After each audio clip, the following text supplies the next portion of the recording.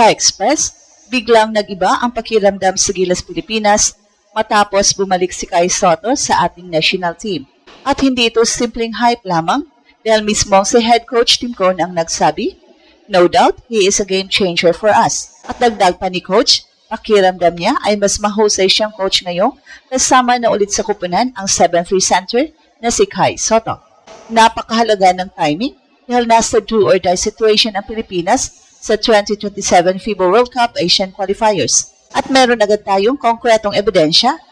Nitong August 20, naglaro si Kai sa tune-up game ng Gilas kontra Hyundai Mobis Fibas ng Korean Basketball League at nanalo ang Pilipinas 81-76. Ayon sa mga reports at video snippet na lumabas sa social media, naging aktibo si Kai sa laro habang unti-unti niyang binabalikan ang sistema ni Coach Tim matapos ang mahabang pagkawala sa Gilas. Pero kailangan nating linawin ang usapin tungkol sa triangle offense. Wala pang bagong direktang pahayag si Coach na nagsasabing buong-buo niyang ibabalik ang triangle. Ang kumpirmado, si Kai ay isang napakahalagang low post half na talagang akma sa triangle concept ni Coach Tim. Noong wala siya, bumagsak ng malaki ang production ng Gilas sa loob at naging mas madaling bantayan ang kanilang half-court offense. Kaya sa pagbabalik ni Kai, hindi lang height ang nadagdag, bumalik ang post-scoring, rim protection, screening, passing angles at isang sentrum, kayang gawing mas natural ang galaw ng buong opensa. Kaya masasabi nating posible talagang ibang Gilas ang makita kontra Jordan at Iran. At ito ang pinakamalaking pagbabago na hinihintay ng Gilas Pilipinas. Hindi bagong play, hindi bagong coach, hindi rin bagong naturalized player.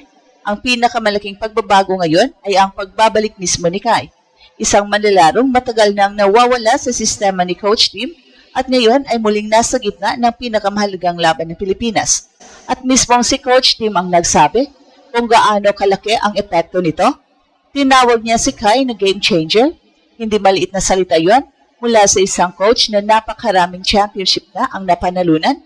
Sinabi rin ni Coach na mas maganda ang pakiramdam niya bilang coach ngayong nasa line-up ulit ang kanyang 7-3 center.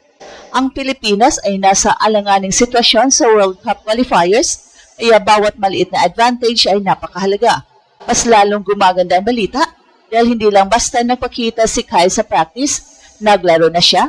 Sa tune-up noong August 20 kontra Mobis Fibas, nanalo ang Gilas 81-76.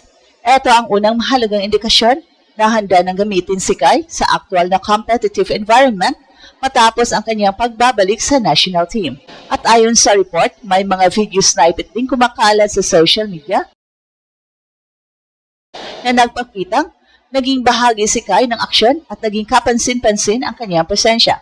Hindi naman sinabi ni Coach Tim na perfecto na ang Gilas. Sa katunayan, kabaligtaran, matapos ang tune-up, sinabi niya na marami pa silang kailangang ayusin. Inamin niyang hindi maganda ang kanilang laro kahit nanalo sila, pero mahalaga raw ang tune-up dahil nakita nila kung nasaan na ang kupunan at kung gaano pa kalayo ang kailangang trabahuin bago ang mga laban kontra Jordan at Iran. Pero dito nagiging sobrang interesting ang pagbabalik ni Kai. Kung susuriin natin ang mga laro ng Gilas sa ilalim ni Coach Tim, ibang klase talaga ang kanilang opensa kapag meron silang tunay na post threat. Ayon sa ulat, sa 6 na laro ni Kai sa ilalim ni Coach, bago ang kanyang matagal na pagkawala, nag-average siya ng 14 points, 11.3 rebounds, 2 blocks, habang may 5-1 record ang Pilipinas sa mga larong yon. Mas nakakagulat pa ang comparison sa puntos sa paint.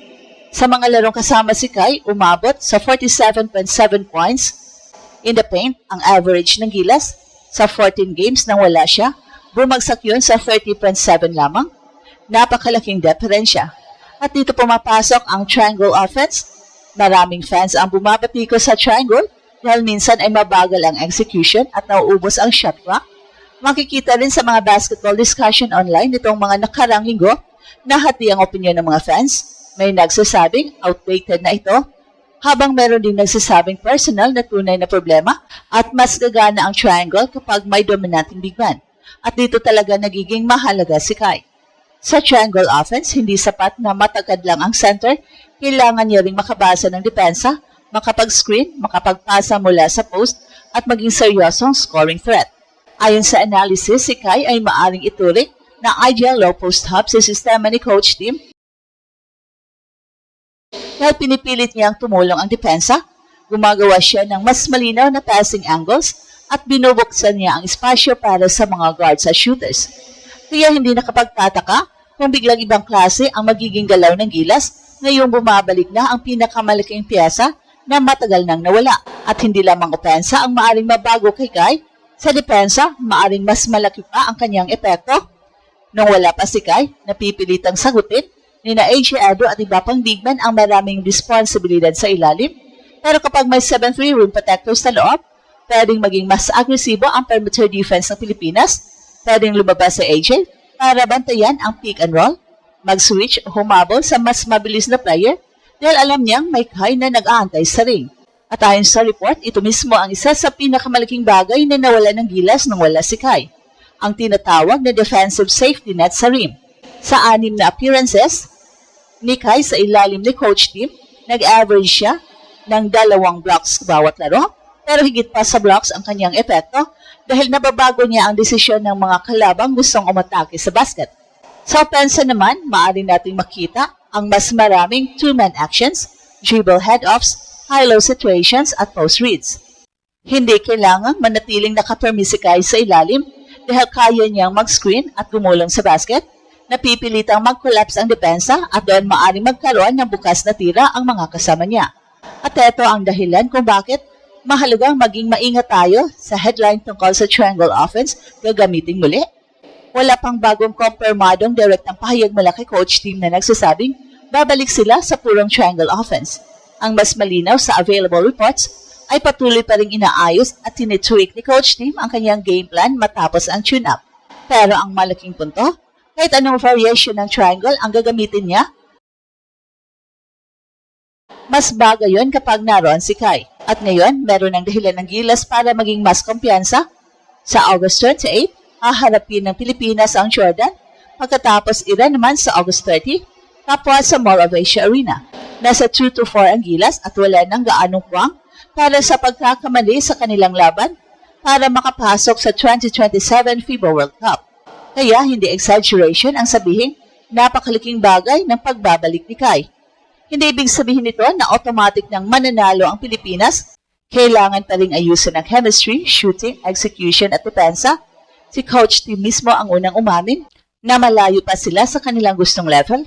Pero kumpara sa Gilas na ilang buwan nating nakita na kulang sa dominanteng anterior presence, ibang armas na ngayon ang hawak ng Pilipinas. May Kai Sotto na ulit sa gitna, may legitimate rim protector, may post scorer, may rebounder at higit sa lahat, may big man na familiar sa sistema ni Coach Tim Cone.